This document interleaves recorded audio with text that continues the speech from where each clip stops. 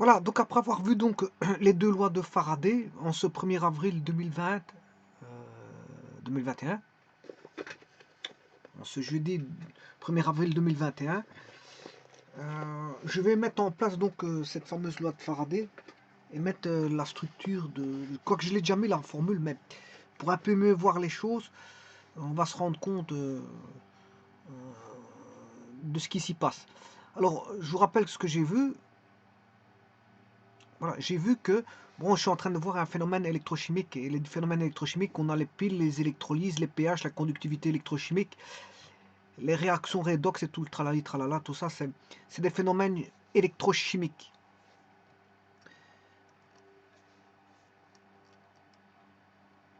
J'avais dit qu'on pouvait mettre plusieurs piles en parallèle pour avoir une plus grosse tension, c'est ce qu'on appelle une batterie de piles. J'avais dit que, bon, il y avait une différence entre la pile et l'électrolyse, c'est que c'est deux phénomènes réversibles. J'ai parlé du condensateur parce qu'il y a une approche qui s'apparentait au condensateur avec les charges qui circulaient, et que ces fameuses charges, il fallait les voir. Si ça a l'allure, voilà, de charge et de décharge, mais comme la charge, la loi électrodynamique est basée sur Q est égal à fois T, ben, on va se baser sur ça pour tenter de trouver une approche, une loi pour les électrolyses. Sachez que tout d'abord, il faut définir ce que c'est que le coulomb et qu'on recherche combien d'électrons passent dans un coulomb. Une fois qu'on sait ça, mais Faraday l'a adapté à, bien sûr, pour le passage d'un électron, parce qu'il y a des échanges d'électrons dans les électrolyses. Donc il a établi une loi pour un électron et pour une, voilà, une mole. Une mole, mais pour un nombre d'électrons donné. Pour un électron donné. Et ça, c'est ce qu'on appelle euh, bon, le calcul ici est fait pour une mole et l'échange d'un électron, mais il n'y a pas toujours un électron. Vous allez voir que justement Faraday a défini l'équivalent en divisant par le nombre d'électrons. Donc cette loi Q est égale à I fois T, elle est là. Je recherche le nombre voilà, d'électrons circulant pour un coulomb. Je cherche pour un coulomb par seconde et pour un électron. Et j'obtiens une valeur bon, de 6,25 fois 10 exposant 18 électrons qui passent. Et comme une mole c'est 6,02 fois 10 exposant 23, ben, je divise par le nombre d'électrons, je cherche pour un électron. Et ça me donne 96 320, c'est parce que j'ai pas calculé avec les décimales qu'il fallait, mais en fait un Faraday c'est 96 500 coulombs par mole et par électron, pour un électron. Mais on n'a pas toujours un électron, donc il a fallu inventer, enfin modifier la formule. Hein. Donc voilà, il faut modifier la formule, parce qu'elle est calculée pour un électron. Alors il existe deux types d'électrolyse. L'électrolyse qui est à plaque attaquable et les électrolyses à plaque inerte ou inattaquable ou insoluble. Alors les réactions ne sont pas les mêmes de part et d'autre. Les attaquables, une électrode qui est l'anode va se solubiliser alors que la cathode il va y avoir un dépôt. Pour les inattaquables, ça ne se passe pas comme ça. Ça ne se passe pas comme ça.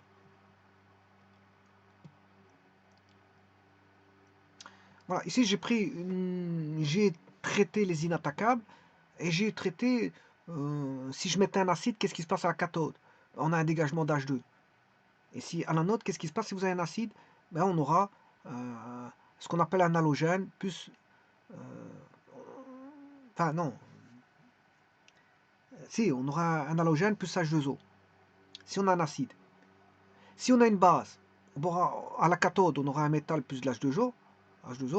Si on a une base à l'anode, ben on aura... Enfin, je m'excuse, je me suis mal exprimé. À la cathode, si on a un acide, en tant que solution, ben on aura un dégagement d'H2 à la cathode. Cathode, c'est K. Hein. Toujours pour ce même acide en solution, à l'anode, on aura un halogène plus une réaction avec de l'eau. Maintenant, si on avait une base, on aurait un métal plus de l'eau à la cathode, et toujours pour cette même base, à l'anode, on aurait eu de l'OH. L'OH qui va, bien sûr, réagir et devenir de l'eau plus un dégagement d'O2. Alors, si on avait eu un sel, là on a toujours un cathode, un métal plus de l'eau, et toujours pour ce même sel, à l'anode on aurait eu un halogène plus de l'eau.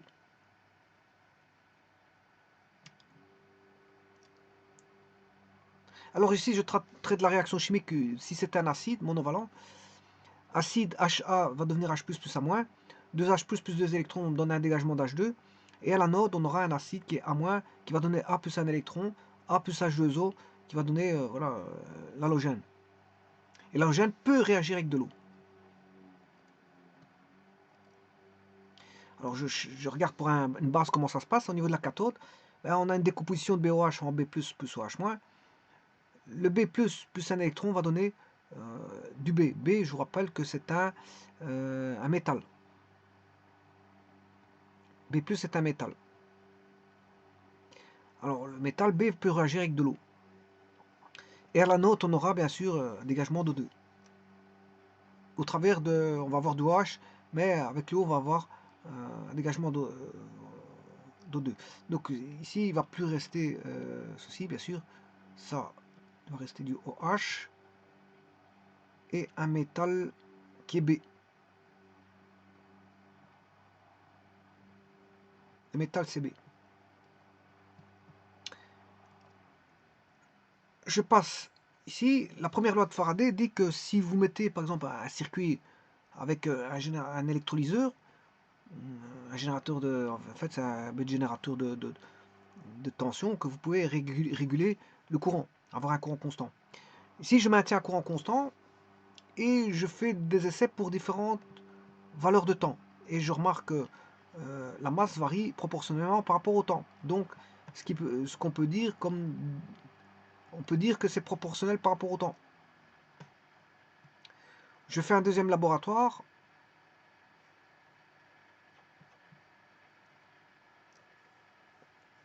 Cette fois-ci, je maintiens le courant constant et je fais varier le temps. Et j'obtiens que les masses sont proportionnelles au courant. Donc, en conclusion, c'est proportionnel au temps et au courant, donc c'est proportionnel à Q, c'est-à-dire parce que Q est égal à I fois T. Donc, la masse, la masse déposée au niveau de l'électrode est proportionnelle donc à la charge en coulomb, c'est-à-dire comme la charge en coulomb est égale à I fois T, mais c'est proportionnel à I qui est en ampères et à T en secondes. C'est la première loi de Faraday qui dit que la masse déposée à l'électrode M est directement proportionnelle à la quantité d'électricité.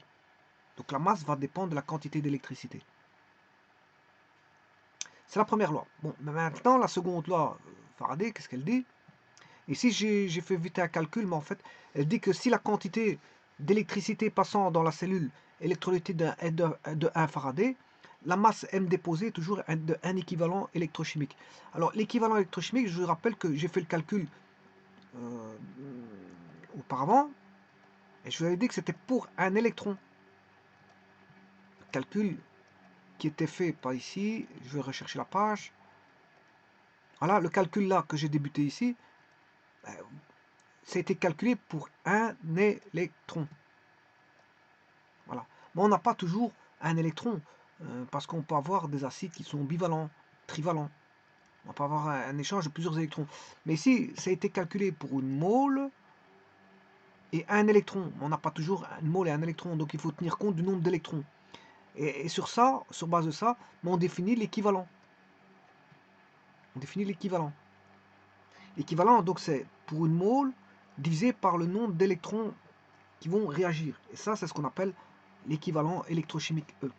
Bien sûr, vous reconnaissez Q est égal à I fois T, et ça, c'est pour avoir les bonnes unités. On sait bien qu'on a 96 500, voilà, je simplifie, voilà, et j'ai bien I fois T, le M est proportionnel directement à Q pour voilà, pour un équivalent électrochimique, et pour, voilà. Mais ça, c'est ce que je vais montrer maintenant. Je l'ai fait dans la vidéo précédente, j'ai montré directement le résultat pour vous expliquer en gros, parce que si je quittais les lieux sans vous expliquer ça, vous n'aurez pas compris ce que c'est que l'équivalent. Donc j'étais obligé de passer par là, mais vous aurez compris que là, ils expliquent que la loi, elle n'explique que ce que c'est que l'équivalent. Si la quantité d'électricité passant dans la cellule électrolytique est de 1 Faraday, la masse M déposée est toujours de 1 équivalent électrochimique. Donc ça veut dire que si vous avez 96 500 coulombs, vous avez un équivalent électrochimique. Maintenant, si un E, un équivalent électrochimique. Si vous avez plus que ça, mais vous avez plus d'un équivalent électrochimique. Et justement, c'est ça que je vais mettre à profit maintenant, parce que je vous l'avais montré pour vous expliquer ce que c'était que l'équivalent, mais en vérité, je devais marquer que ceci et rien d'autre. Et c'est maintenant que je vais marquer la suite. La suite, je vais le faire avec différents acides. Je vais le faire avec des acides. C'est-à-dire que je vais prendre ici, non pas, ça c'est quoi? C'est pour différentes substances. Je vais faire une électrolyse, voilà, avec un acide. C'est-à-dire que ça répond à ça. Au niveau de la cathode, on aura une décomposition de l'acide. On aura toujours, je prends des acides monovalents, donc on aura toujours ça, 2H+, plus 2 électrons va donner de l'H2, toujours. Sauf le dernier, je prends de l'H2SO4, donc là ça va plus être la même chose. Et c'est une décomposition en plusieurs étapes, l'H2SO4, parce qu'on aura H2SO4 va donner H+, plus SO4-, puis on aura H+, va se décomposer pour donner du SO4-, et on peut avoir aussi du SO4-, qui peut devenir du S2O8-.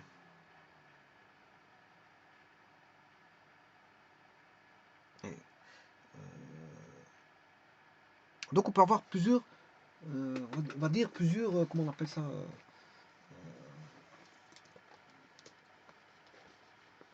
et le S2O8-, c'est ce qu'on appelle le peroxyde disulfurique.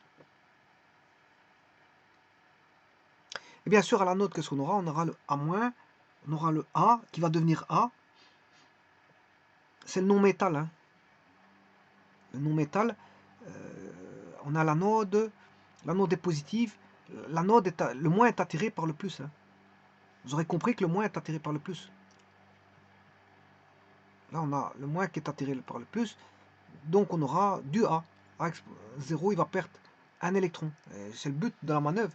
C'est que l'ion échange un électron avec voilà l'électrode. Là, vous aurez compris que le plus est attiré par le moins. Donc, le plus, il va aller à la cathode.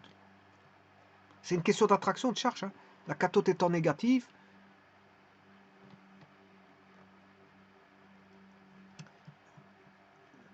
le plus va être attiré par le moins de la cathode. Et il va échanger un électron. Vous voyez deux électrons. Et alors le A- va aller échanger avec le plus. Les bases, c'est pareil, hein, c'est toujours la même chose. Hein. Bon, pour la base, si je devais traiter une base, et ça c'est tous les composés. Je prends pour une base c'est là. On aura donc à la note c'est le plus, on aura du OH-. Donc on aura OH- va être attiré par le plus. Et il va échanger des électrons. Des électrons pour faire OH. Voilà. Et le, comment on appelle ça, le B+, est attiré par le moins de la cathode pour faire B, avec échange d'électrons. Donc il va se passer une réaction d'oxydoréduction des deux côtés, c'est ça qui va se passer, aussi bien pour la base que pour l'acide. Hein. Ah, c'est pour ça qu'on a migration, voilà, migration d'un côté des ions à faible mobilité, et puis on a décrochage d'un électron avec une forte mobilité.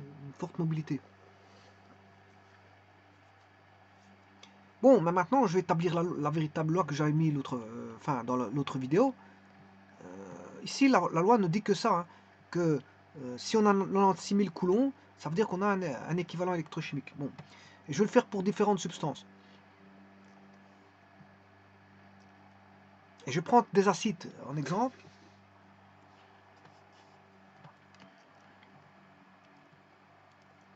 Alors je prends l'acide chlorhydrique, HCl. Je vais prendre un acide bromhydrique, HBr. Je vais prendre, c'est tous des acides monovalents jusqu'à présent, de l'acide iodhydrique, I, et de l'acide sulfurique, H2SO4.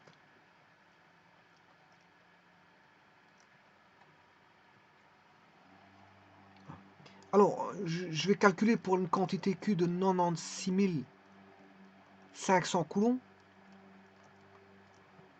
pour les 3, pour les 4. 96 500, 96 500, 96 500.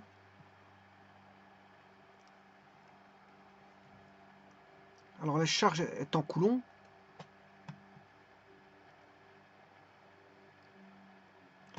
La charge est en coulomb.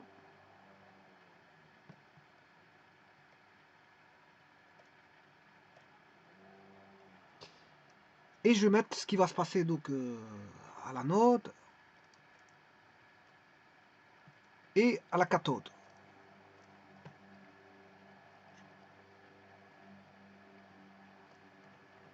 En fait, les masses qui vont se déposer à l'anode et les masses qui vont se déposer à la cathode.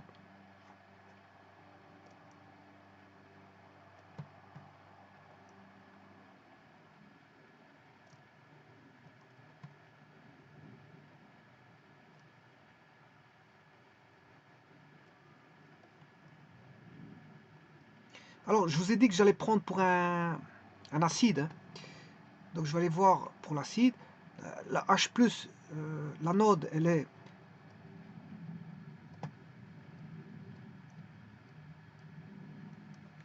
l'anode est positive. Donc, il va attirer le A- pour devenir du A. Voilà, ici. Le A- va aller vers le A. Je m'excuse. Le A- va aller vers l'électrode positive qui est l'anode. Oui, quand je disais le A- vers le A, c'est l'anode. Enfin, la substance A- va aller vers l'anode. L'anode étant positive. Donc le A- va aller vers l'anode et le H+ vers la cathode. Bon. Ce qui veut dire que je prends la dernière vidéo. La dernière image, c'est celle-là.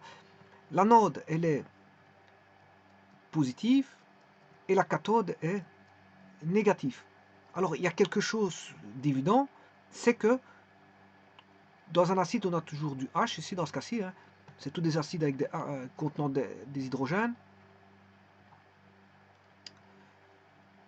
Donc, on aura toujours du H+, enfin, du dégagement d'hydrogène. Toujours. On aura toujours un dégagement d'hydrogène parce que on va avoir une décomposition en H+, et en Cl-. Alors le plus, il va aller sur le moins de la cathode, qui est la cathode. Voilà. Mais il va avoir un échange d'électrons. Il va donner un échange d'électrons par voilà, une réaction redox. Voilà. Donc 2H+,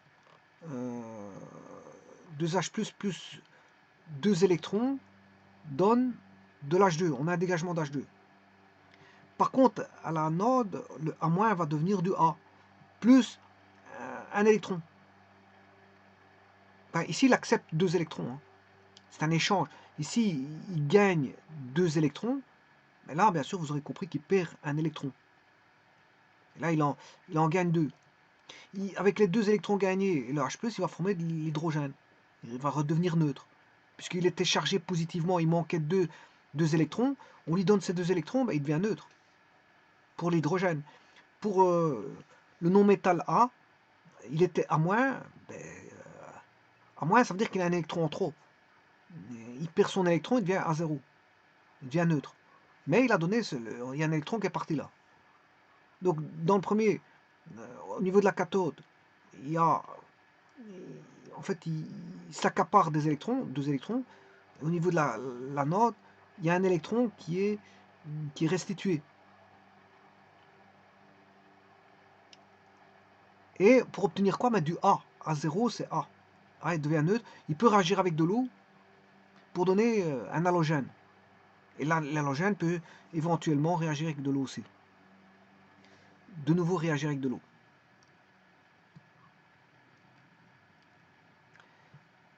Donc ça veut dire qu'ici on va avoir de l'H2 et c'est la particularité, c'est qu'on aura toujours de l'H2 et je vous l'ai dit à la cathode dans un, comment on appelle ça, dans un, je sais plus comment on appelle ça,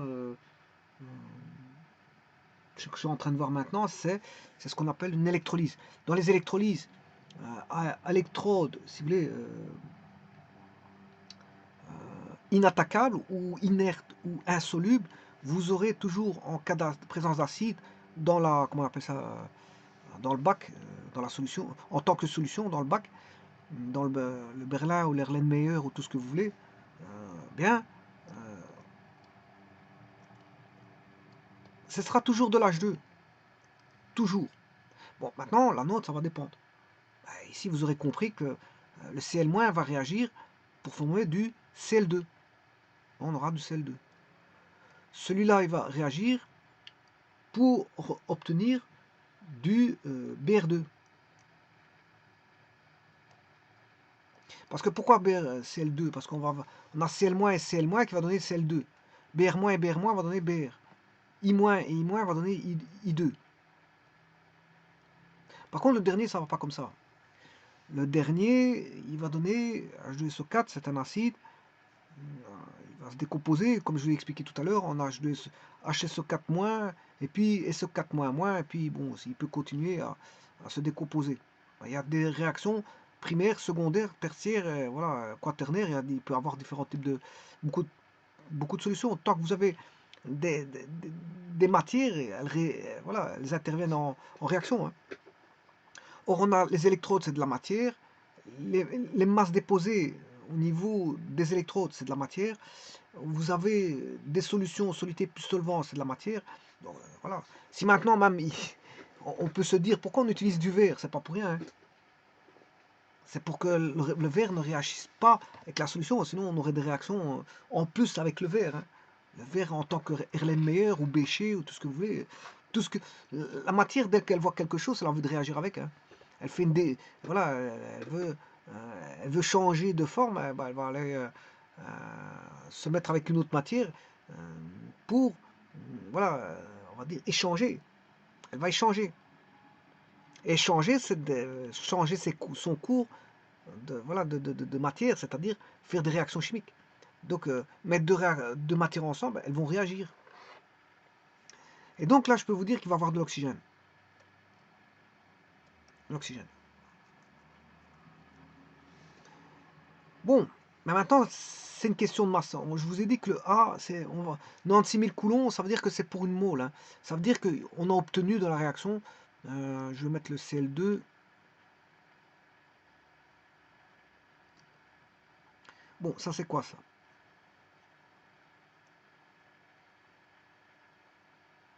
Ça c'est la masse de HCl. Je vais mettre 36,5, hein, je vais abréger. Le chlore, 36,5.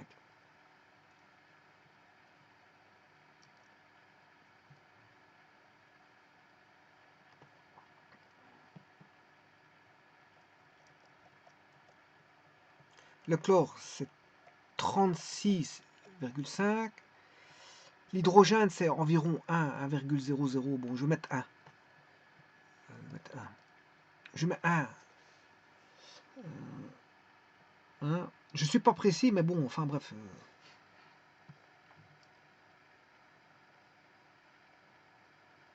HBr, 80, je vais mettre 80. 81.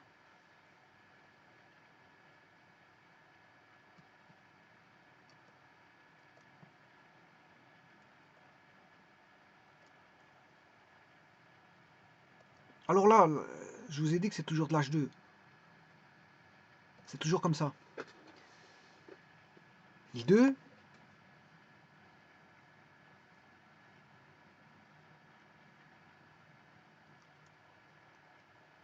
HI 127 9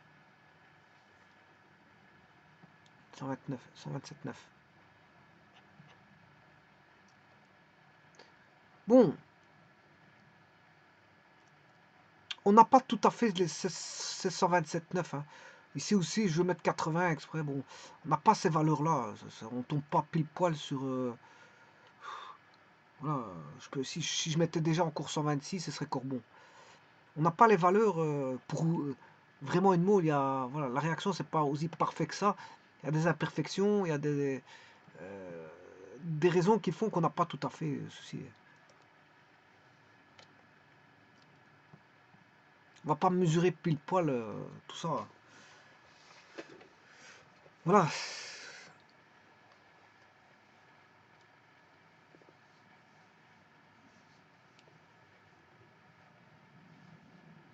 Si je vous mettais les masses molaires pures, ce serait théorique. Hein. Ça, c'est un laboratoire. Bon, c'est des masses. Les masses ne sont pas celles que je vous donne. Elles sont approximativement presque pareilles, mais pas la même. Parce qu'en fait, voilà. HLSO4, 98, 79. 98, je vais mettre... bon. Oui, ici, c'est une masse d'O2 qu'on a. L'O2, c'est 16. 2, c'est 16. Mais on a 2 électrons. H2SO4, c'est 2 électrons. 16 divisé par 2. Ça fait environ 8. On a environ 8. Là, on a 16 divisé par 2. Parce qu'on a...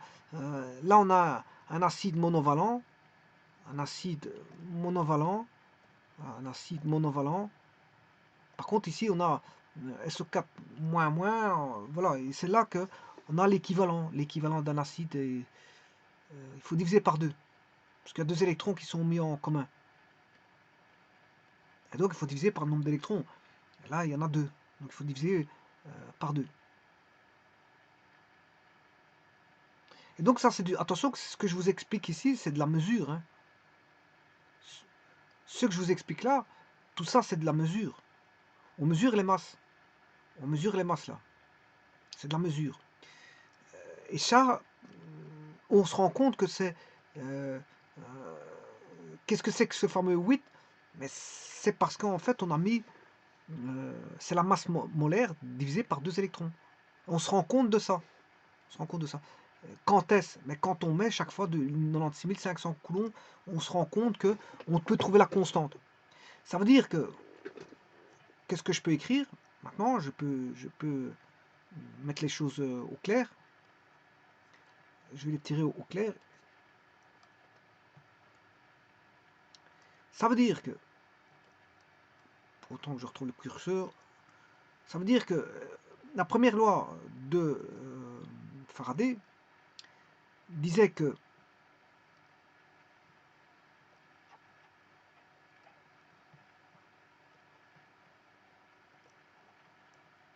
d'après le laboratoire ici, voilà, que la première loi disait que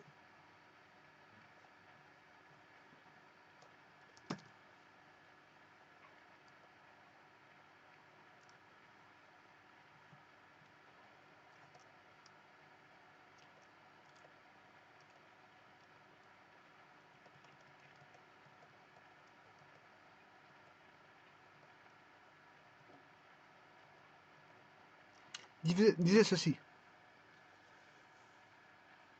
La masse déposée à l'électrode est directement proportionnelle à la quantité d'électricité via 2 laboratoires. On maintenait le courant constant, on regardait la proportionnalité de la masse en fonction du temps. On maintenait le temps constant, on regardait la proportionnalité de la masse par rapport au courant. Donc ce qui veut dire que je peux résumer ceci en disant que M est proportionnel et K dépend du système d'unité à Q. Mais Q, c'est I fois T. Donc il est proportionnel au courant et au temps, donc proportionnel à la charge. Puis intervient la seconde loi.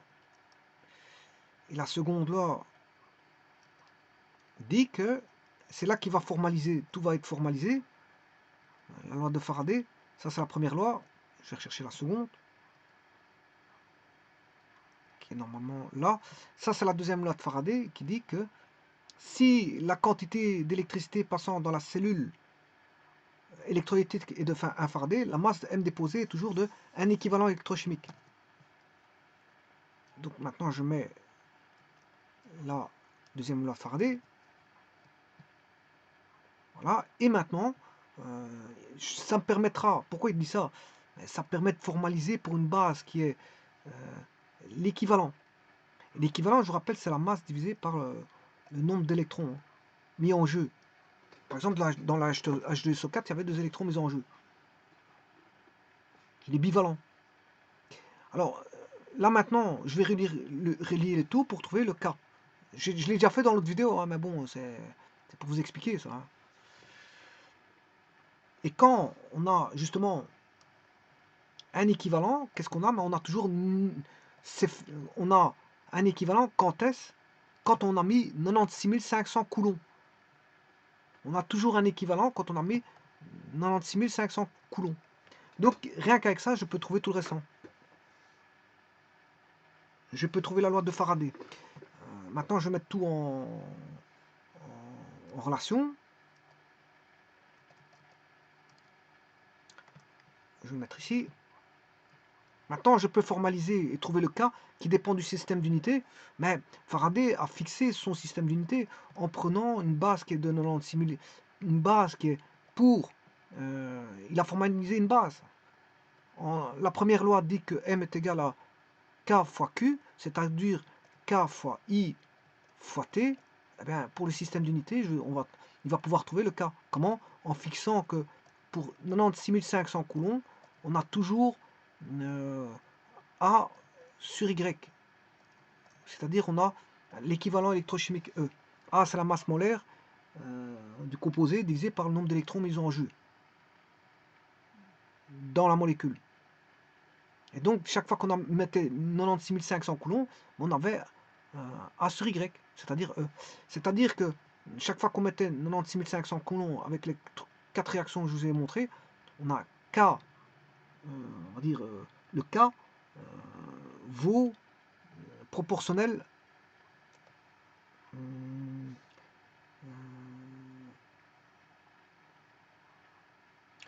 en d'autres termes, on pourrait mettre le coefficient de proportionnalité comme ceci. M est proportionnel à A sur Y. À E, on va dire à... ouais, je peux maintenir ça comme ça. A sur Y ou K seconde E. A sur Y, c'est K seconde E.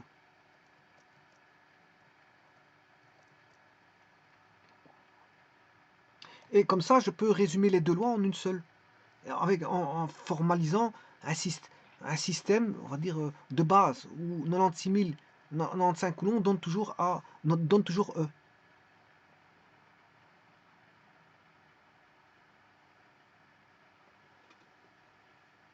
Alors, comment est-ce que je peux écrire ça? Je peux écrire que M est égal, le K seconde, on sait bien que la loi est proportionnelle au courant, est proportionnelle à la charge. Est proportionnelle à la charge, donc j'ai un K' Q A sur Y. Ou si vous voulez, encore un K prime I fois T fois A sur Y. Donc il ne reste plus qu'à chercher le A. Alors comment on trouve ton A? Eh bien justement, si on met le K', non le K', le K' vaudra justement 1 sur 4500, 1 sur 96 000, 1 sur 96 500 coulombs. De telle manière à, si je fais I fois T fois A sur Y, là j'aurai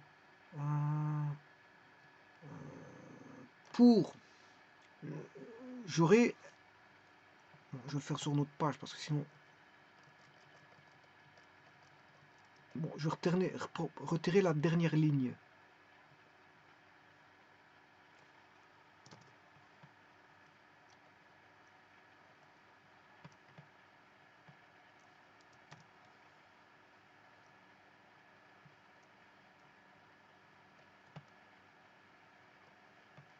Ouais, il est arrivé déjà là. C'est déjà bien parce qu'il peut tirer quelque chose de ceci. La masse est proportionnelle, si vous voulez, à la charge, à A sur Y. Il ne reste plus qu'à retrouver le K, le K'. Tout maintenant, c'est de retrouver le K. Mais il peut le trouver tout de suite parce qu'il sait bien que à chaque fois qu'il met 96 500 coulombs, il a A sur Y.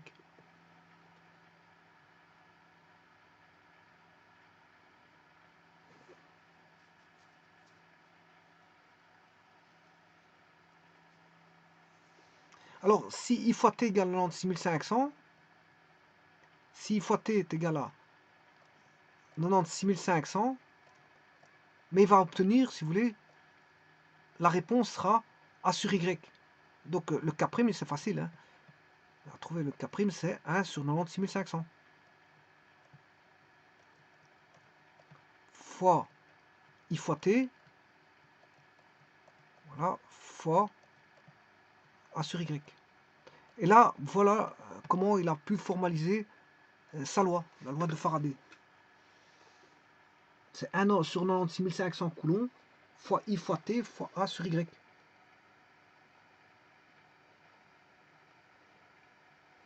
Là, parce que pour 96 500 coulombs, il obtenait A sur Y en réponse. Il avait toujours A sur Y.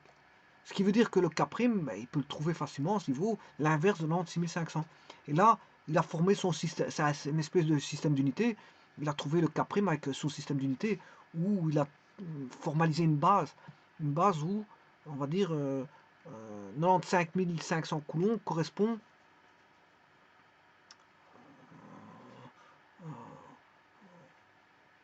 donne toujours voilà, un équivalent. Il a calculé sur base de 96 500 coulombs. Et 95 600 coulombs, c'est ce qu'on obtient quand on met une mole pour voilà,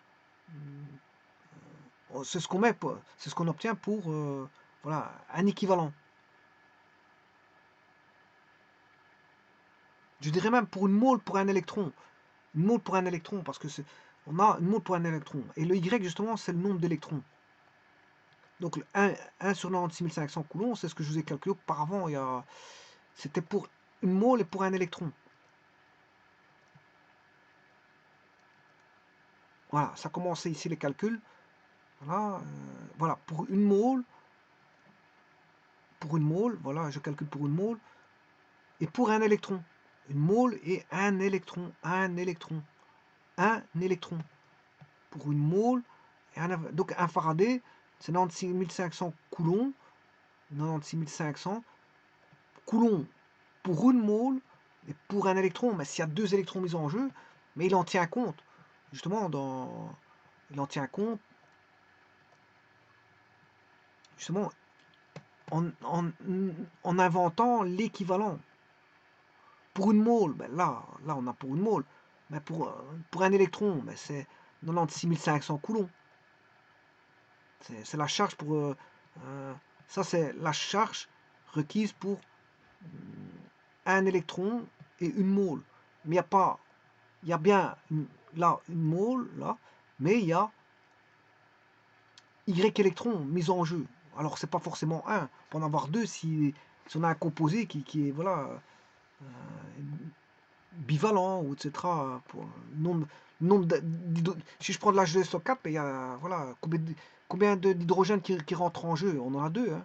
H2, c'est 2H+, 2H+, plus SO4, moins. Donc il faut tenir compte du nombre d'électrons mis en jeu, alors qu'il était 96 500 coulombs a été calculé pour un électron. Donc il faut mettre en jeu. Et en même temps, on invente l'équivalent. L'équivalent, c'est A sur Y. L'équivalent électrochimique, il est là. A sur Y. C'est une mole sur le nombre d'électrons mis en jeu. Voilà. Mais l'équivalent électrochimique est facile pour les éléments monovalents. Hein. Bon, il n'y a rien à faire. Hein. Pour la masse molaire, l'équivalent électrochimique est égal à la masse molaire si il est monovalent. L'équivalent électrochimique est égal à la masse molaire s'il est monovalent. Donc, je veux dire, le problème se pose quand on a une valence. parce qu'il faut tenir compte du nombre d'électrons échangés par la substance. Par exemple, de H2SO4, il y a deux électrons qui sera échangés, parce qu'on a 2 H+.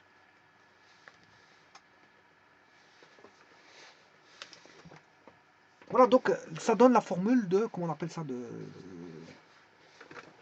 la formule de Faraday. La formule de Faraday. Alors maintenant, je vais faire vite un petit tour d'horizon.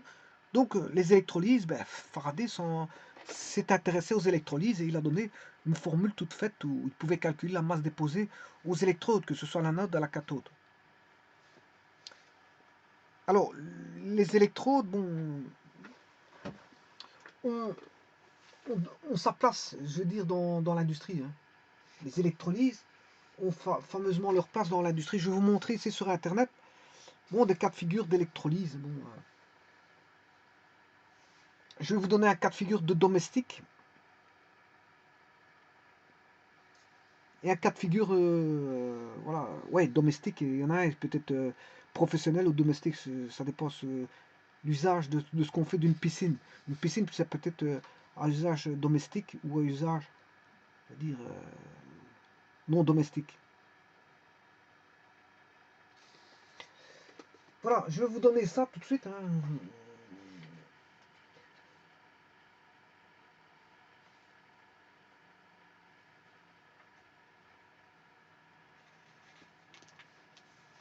Alors, les électrodes solubles ils ont beaucoup leur place.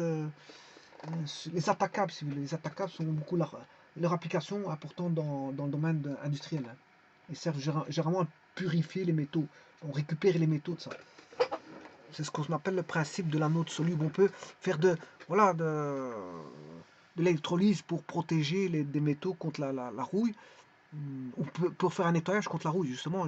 Là, je vais vous montrer un exemple sur Internet. Bon, c'est enlever de la rouille, voilà ici. Vous mettez, mais il faut voir combien de temps que ça va prendre aussi, hein, parce que c'est pour laisser toute une nuit. Ça dépend du temps. L'électrolyse dépend du temps. L'électrolyse dépend du temps. Bon, si vous voulez dérouiller complètement, vous allez peut-être attendre toute une nuit. Autant peut-être le faire manuellement. Hein. Vous enlevez, comment on appelle ça, avec de la toile émery. Vous enlevez la rouille. Mais maintenant, si vous voulez enlever la rouille de manière vous laissez toute la nuit tourner l'électrolyseur.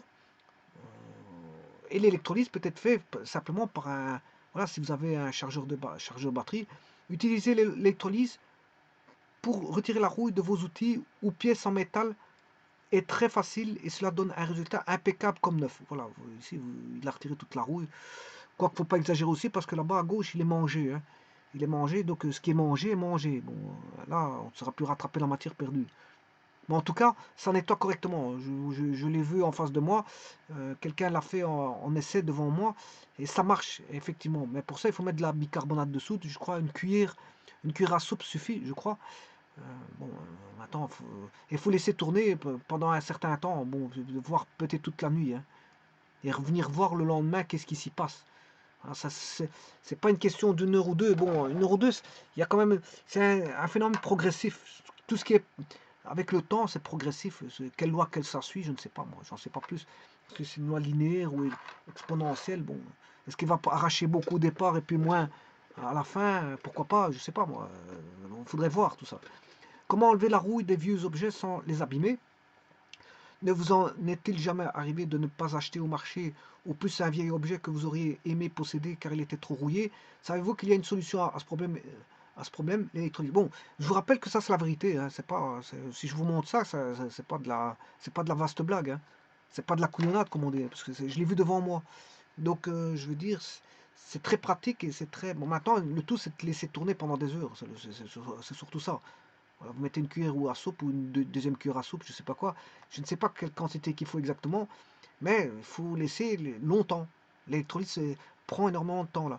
Vous verrez, c'est magique et c'est très facile à faire. Cela se résume à cela. Plonger l'objet rouillé dans une solution de bicarbonate de soude et d'eau, brancher un chargeur de batterie et laisser reposer toute la nuit. Voilà, c'est ça. Je vous l'ai bien dit. Hein. Vous avez bien dit, c'est bien ce que je pense, c'est bien ce que je pensais parce que la personne qui avait fait ça devant moi, là, l'avait laissé reposer toute la nuit, effectivement. Donc je me rappelle de ça. Donc La personne l'a fait devant moi. Bon, elle a fait une électrolyse en prenant du bicarbonate de soude. Elle a un chargeur. Oui, il faut posséder un chargeur batterie, je vous le dis tout de suite, parce que si je n'ai pas de chargeur de batterie, laissez tomber. Il faut un chargeur batterie. Hein. Bon, voilà. Et là, vous le laissez reposer toute l'année, mais le problème, c'est qu'un appareil électrique, c'est toujours dangereux de laisser tourner toute la nuit. Il faut toujours veiller à ce qui se passe, parce que ça peut brûler. Hein. Laisser, tout peut, si voilà, quelque chose qui arrive, il faut toujours être en veille pour intervenir. Quel que soit, je veux dire, il y a beaucoup d'incendies qui sont dus à des charges de nuit. On n'enlève pas l'appareil, et puis quand on vient investiguer sur voilà, l'incendie, on se rend compte on voit encore comment on appelle l'appareil qui est tout fondu, bien sûr, mais on voit un appareil qui a, avec un point d'allumage de feu, voilà, c'est perceptible, les experts peuvent voir ça facilement. Hein. Départ de feu, ils verront tout de suite, ils voient beaucoup de départs de feu avec voilà, des, des, en- voilà, des éléments transformateurs qui sont restés longtemps accrochés, je veux dire, au niveau de 220. Hein. À un moment donné, il faut savoir enlever tout ça. Hein. C'est pour ça que je dis qu'il faut toujours veiller à des appareils électriques qui sont en usage. Il ne faut pas les laisser. C'est vrai qu'ils disent toute la nuit ici, moi je le ferai toute la journée. euh, pour autant que vous soyez là la journée. Parce que si vous n'êtes pas là la journée, bon, c'est un petit peu embêtant. Ou mettre des sécurités, je sais pas, ou mettre à l'abri. Donc, cas où il se passe quelque chose, une pièce où si elle brûle, c'est pas grave. Voilà, vous mettez une pièce où vous allez, je sais pas moi, si vous avez une petite remise extérieure qui ne donne pas sur votre habitation, ben, vous le faites charger là-bas. Hein. Un petit atelier extérieur à votre habitation, ben, vous le faites charger là-bas. Comme ça, si c'est l'atelier qui brûle, c'est pas trop grave. Voilà. Le lendemain, la rouille aura disparu. C'est vrai, c'est tout à fait vrai. Ce qui est magnifique avec l'utilisation d'électrolyse pour l'enlèvement de la rouille et que vous n'abîmez pas votre objet et qu'il se retrouve son apparence d'antan. Et c'est vrai que le résultat est assez quand même, je veux dire, vraiment terrible. On a un résultat terrible de ça. C'est le meilleur moyen de dérouiller votre objet, surtout si vous êtes préoccupé par sa valeur. Vous ne l'agressez pas avec du papier de verre. Papier émery, c'est le papier de verre. Hein. Brosse métallique. Maintenant, c'est si vous voulez, parce que maintenant, si vous avez une pelle, vous allez faire à la toile émery, hein, vous en foutez voilà. C'est pas une pelle qu'on va faire, c'est plutôt des objets que vous n'allez pas vouloir voir des griffes par frottement. Hein. Donc c'est surtout ça, parce que une pelle, on s'en fout d'avoir des griffes ou pas. Sur la pelle, vous prenez, vous mettez même de l'antirouille, et voilà, vous mettez de l'entouré, vous passez à la couleur. Hein. Donc une pelle, vous dérouillez, hein, frotter à la toile émery avec différentes épaisseurs de toile émery. Voilà, jusqu'au moment où c'est très très propre. À la rigueur, moi j'irais même jusqu'à limer certains rebords pour donner une certaine forme tranchante. Et puis après, bon, qu'est-ce que vous faites? Ben, vous le passez, je veux dire, mettez du produit anti-rouille et puis pourquoi pas une couche de couleur. Voilà. La facilité déconcertante pour enlever la rouille sur des objets de valeur rend l'électrolyse la solution idéale pour la restauration de vieux outils ou objets de collection. L'électrolyse fournit un moyen très facile d'enlever la rouille sur les coins et les recoins inaccessibles d'un objet. Donc ça peut être utilisé si vous n'arrivez pas à enlever la rouille à l'intérieur de voilà à l'intérieur de quelque chose. Voilà, vous n'arrivez pas à accéder, ben là vous faites un bain, il va aller dérouiller l'intérieur. Voici un ancien rabot pour tout rouiller que j'ai utilisé pour cette démonstration. Vous apprendrez ici le processus d'enlèvement de la rouille et verrez le résultat final de sa restauration. Voici un rabot à main Bailey numéro 4. Je l'ai fait, j'ai eu pour 1 €. La dernière date de brevet inscrite sur son corps est d'avril 1910. Mais il a beaucoup de rouille sur sa surface. C'est vrai qu'on est le 1er avril aussi aujourd'hui. Bon, mais il a beaucoup de rouille sur sa surface, il est inutilisable dans son état actuel. Je vais démonter toutes les parties, utiliser l'électrolyse pour enlever toute la rouille. Bon, il n'a pas besoin, voilà, c'est un ancien rabot, et tout va être, euh, voilà, tout va être dérouillé. Alors, on a besoin d'une cuve d'électrolyse non conductrice d'électricité, un seau de 15 litres en plastique, fonctionne bien pour la plupart des outils. Nano, j'ai utilisé une boîte de conserve, bon ça, bon, et on utilise un métal, c'est tout. Un chargeur de batterie automatique, du bicarbonate de soude ou de la poudre de lavage, une cuillère de mesure, une éponge scotch Brit, une brosse à bois doux, des fils conducteurs, des gants en caoutchouc. Voilà. Assurez-vous qu'il n'y a pas d'huile ou de cire qui empêche le processus d'électrolyse de fonctionner correctement. Donnez-lui un bon bain avec de l'eau et du savon. Faire une anote. Vous avez besoin d'un morceau d'acier à sacrifier pour cela. Il est préférable que la note entoure l'objet dérouillé pour que l'électrolyse agisse sur tous les côtés. La note sera détériorée par le processus d'électrolyse et devra être remplacée après avoir été utilisée à plusieurs reprises. Voilà, ici il montre un petit peu les boîtes de conserve pour, qui vont servir voilà, d'électrodes. Connectez des fils d'électrode à la note. Assurez-vous que la connexion soit solide et que les fils soient assez longs pour les connecter plus tard au chargeur de batterie extérieur au seau. Voilà, là, il connecte voilà, les fils. Connectez l'autre fil à votre objet rouillé. Vous devez avoir une bonne connexion pour que le processus fonctionne bien. Cela peut être difficile avec un outil rouillé. Vous pourriez avoir besoin de nettoyer une petite partie de l'outil avec du papier de verre pour vous assurer qu'il y ait un bon contact. Voilà.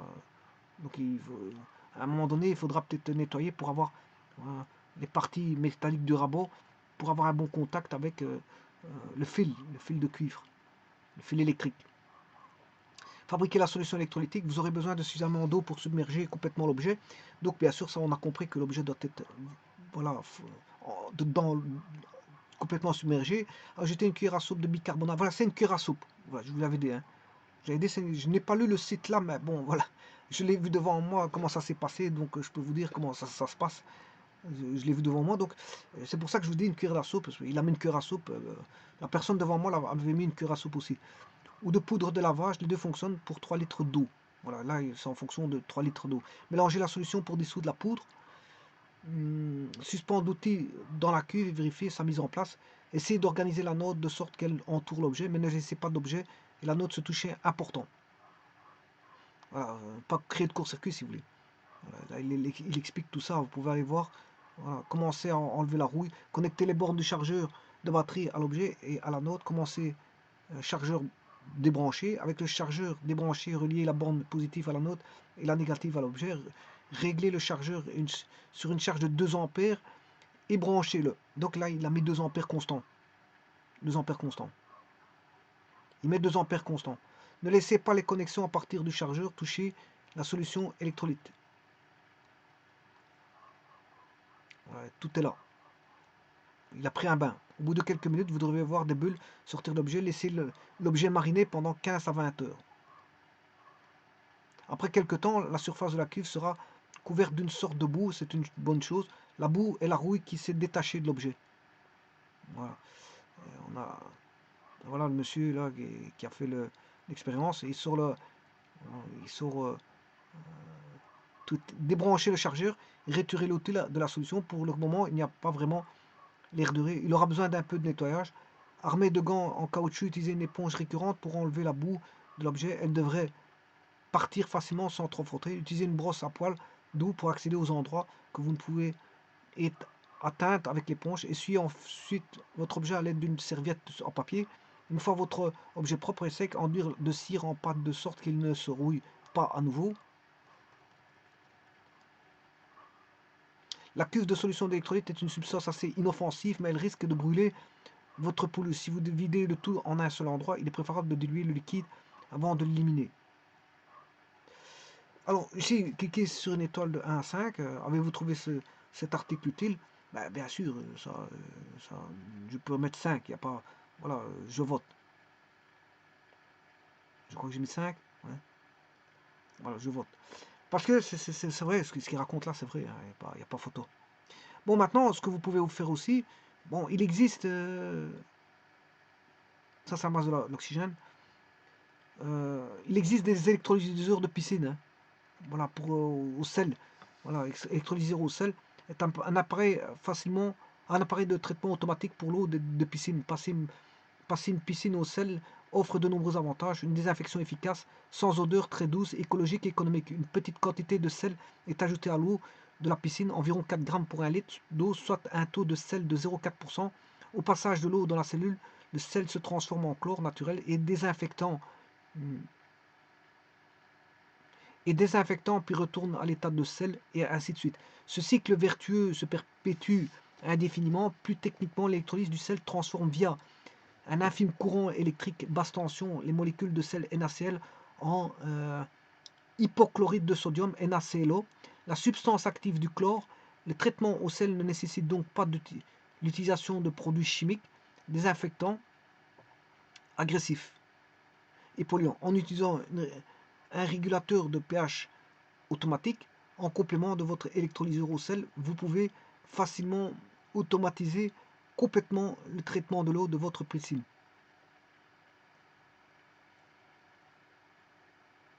Bon, c'est donc ces traitements. Alors, bon, on peut voir l'électrolyse ici. Là, j'ai un schéma, je suppose que je peux le voir, l'électrolyseur.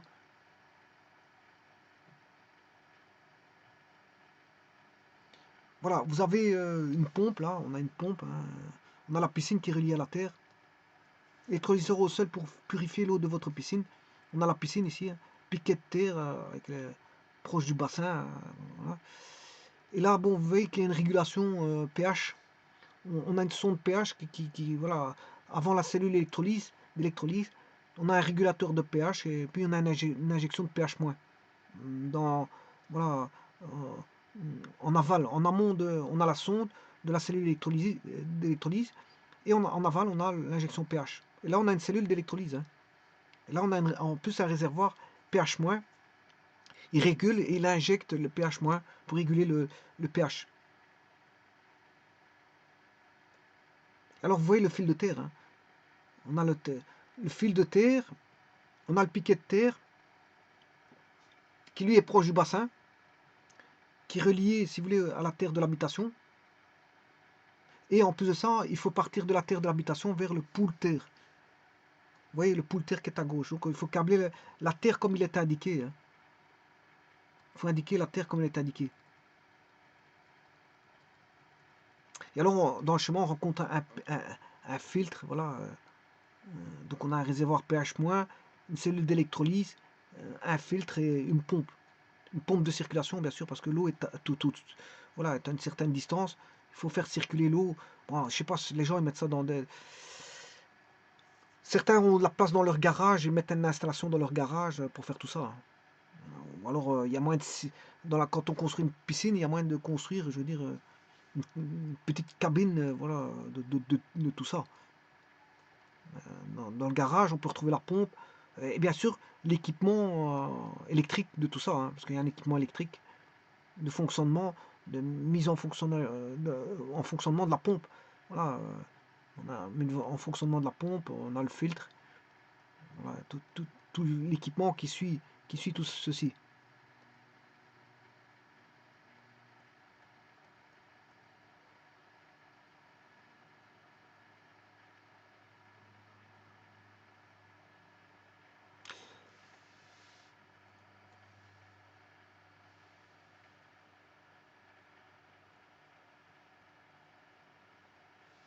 Alors, il vous explique tout, hein, le pool terre, il vous explique tout ici, voilà, le pool terre. Il vous explique tout vraiment en détail.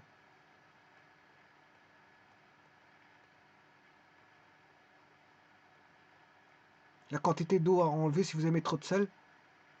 Calcul de l'eau à retirer dans votre piscine s'il y a trop d'acide cyanurique. Bon, vraiment, le site là, il est parfait. Hein.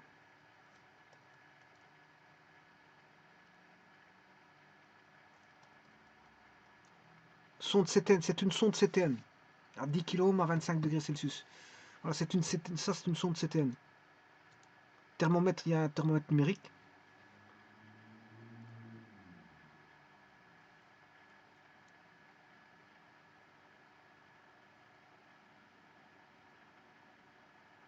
Voilà, maintenant ce que je voulais vous dire, c'est que bon, quand vous faites une électrolyse, bien sûr, il existe des électrolyseurs pour les laboratoires de chimie. Hein. Bon, vous allez voir sur internet, vous allez trouver. Le tout, c'est de bien calibrer voilà, les tensions de service, et de savoir de connaître la résistance interne voilà, de l'électrolyseur. Ce que vous devez savoir, c'est qu'une électrolyse bon, demande du temps d'office. Hein. Une fois que vous avez un électrolyseur, l'électrolyse ne se fait pas instantanément. C'est un phénomène progressif. Hein. Voilà. Donc il faut un certain temps pour avoir une certaine charge de courant, pour avoir une certaine charge. C'est comme un condensateur, mais voilà, il faut un certain temps. Enfin, un certain temps. Bon, je vous ai dit, l'électrolyse pour enlever la rouille, il laisse reposer 20 heures toute la nuit, plus il reste. Une nuit, c'est pas 20 heures. Hein. Il vous a dit 20 heures tout à l'heure, mais une nuit, c'est 8 heures. Donc, ça veut dire qu'il fait plus qu'une nuit. Hein. C'est pas il fait plus qu'une nuit. Hein. 20 heures, c'est quand même presque une journée. Hein. 24 heures, c'est une journée. Bon, 20 heures, c'est presque une journée. Donc, c'est pas une nuit, c'est pas toute une nuit, c'est beaucoup plus qu'une nuit.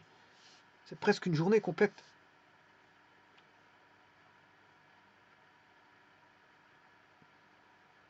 Alors, ce qu'il faut un petit peu savoir, c'est les tensions minimales pour lesquelles bon, ça va commencer l'électrolyse.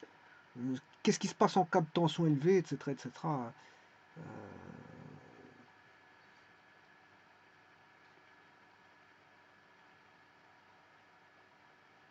Alors, n'oubliez pas que quand vous faites une électrolyse, il faut toujours un agitateur hein, pour homogénéiser la solution et que tout se passe correctement à l'équilibre. Hein. Voilà. Quand on fait une électrolyse, c'est quand même des réactions qui sont derrière ça. Hein. C'est de la chimie, c'est de l'électrochimie. Donc, qui dit électro dit électrique, d'accord, charge, on est d'accord, dit courant, on est d'accord, dit. Il y a la variable, une grandeur temporelle qui est une grandeur physique, mais c'est surtout aussi des réactions. Hein. Et qui dit réaction dit homogénéiser pour avoir voilà, une température qui se fasse partout partout et pas on a un endroit où ça a été fait et que l'autre côté ça n'a pas été fait, qu'il y a une partie qui ne réagit pas. Il faut bien homogénéiser la solution par un agitateur, il faut bien agiter et puis après bon, bien sûr, tout doit être dans les meilleures conditions possibles pour que l'électrolyse se fasse le mieux possible. Hein. Voilà. Et tout est une question voilà, de courant. De courant. Apporter des charges, c'est ramener du courant. Et généralement, on fera ça à courant constant. Généralement, on fera ça à courant constant. Je vous remercie.